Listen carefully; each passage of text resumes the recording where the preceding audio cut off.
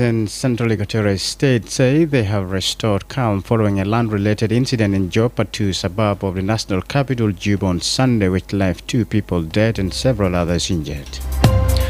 The National Cabinet has resolved to end all non-statutory tax exemptions as part of government efforts to strengthen the collection of non-oil revenue. The governor of Western Bahar el-Ghazal State, Sharif Daniel Sharif, has urged a reduction in private school fees for the 2026 academic year as part of efforts to ease the financial burden on families. These stories and more coming to you in this news bulletin with me, Lasuba Memo, and now the news in detail. Authorities in Central Equatorial State say they have restored calm following a land-related incident in Joppa, 2 suburb of the national capital, Juba, on Sunday, which left 2 people dead and several others injured. The State Advisor on Security and Peace, Angelo Dyer, has issued a strong warning to residents of Joppa 2 against involvement in land-grabbing activities, saying individuals illegally demarcating land will face immediate arrest and legal action. They questioned those claiming to be chiefs and allocating land without authorization, stressing that there is no approved land demarcation in any part of Central Equatorial State.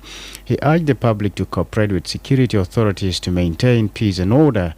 Meanwhile, the Assistant Inspector General of Police and Commissioner of Police in Central Equatorial State, Lieutenant General Andrea Martin Hassan, confirmed that security forces swiftly intervened to contain the violence, adding that the security situation in Joppa 2 is now calm.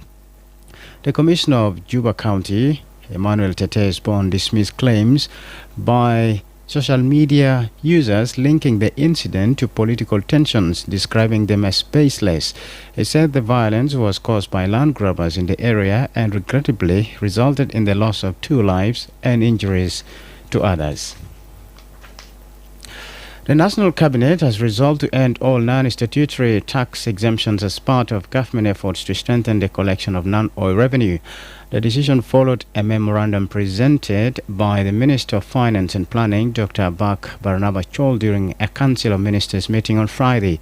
Speaking to the state-owned South Sudan Broadcasting Corporation, the Minister of Information, Communication, Technology and Postal Services, Atenyo Kateng, said the move was necessary to address revenue leakages that have significantly affected government operations. It disclosed that exemptions on alcoholic beverages have been specifically revoked, noting that such exemptions had led to massive revenue losses over the past year. According to the minister, the imbalance has severely hampered the government's ability to mobilize resources needed to deliver essential public services.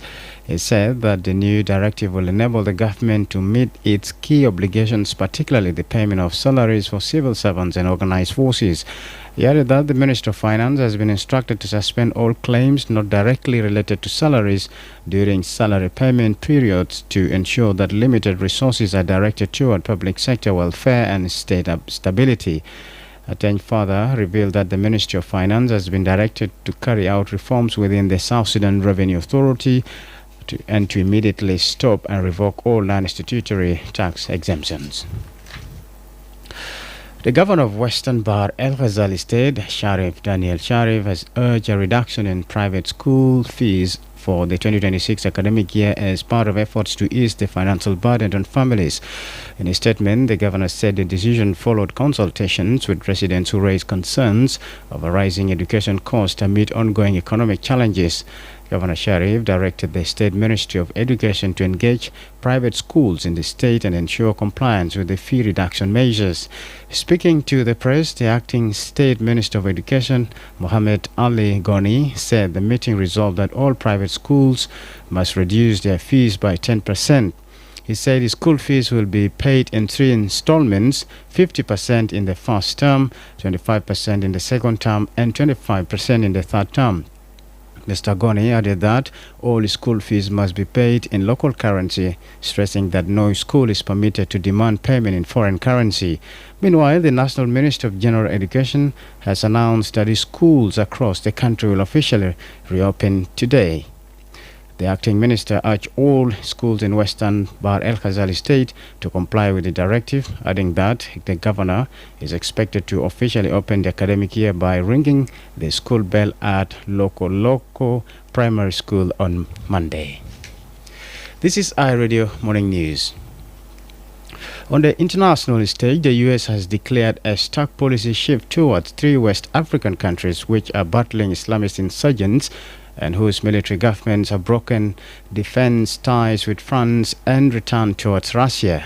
The State Department announced that Nick Checker, head of its Bureau of African Affairs, would visit Mali's capital Bamako to convey the United States' respect for Mali's sovereignty and chart a new course in relations, moving past policy missteps. It adds that the U.S. also looks forward to cooperating with Mali's allies, neighboring Burkina Faso and Niger, on shared security and economic interests. Absent from the agenda is a long-standing American concern for democracy and human rights.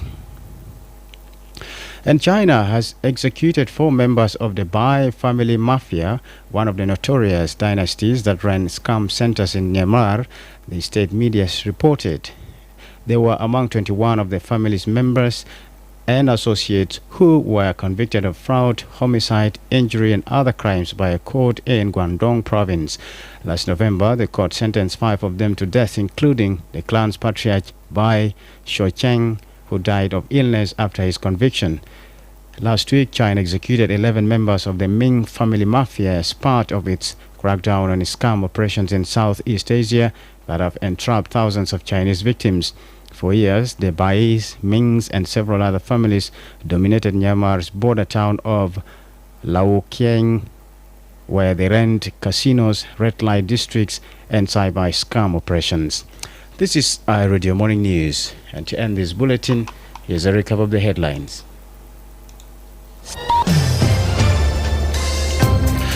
Authorities in Central Equatorial State say they have restored calm following a land-related incident in Joppa 2, suburb of the national capital, Juba, on Sunday, which left 2 people dead and several others injured. The National Cabinet has resolved to end all non-statutory tax exemptions as part of government efforts to strengthen the collection of non-oil revenue. And the Governor of Western Bahr el Ghazal State, Sharif Daniel Sharif, has urged a reduction in private school fees for the 2026 academic year as part of efforts to ease the financial burden on families.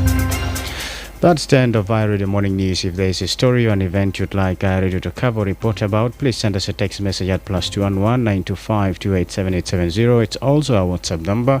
Follow us on X at iRadio Juba, like our Facebook page iRadio, subscribe to our YouTube channel at iRadio South Sudan. You can also visit our website and listen to us online at www.iradio.org. Stay tuned for news in Arabic at 8 o'clock. I'm Lasuba Memo. Thank you for listening.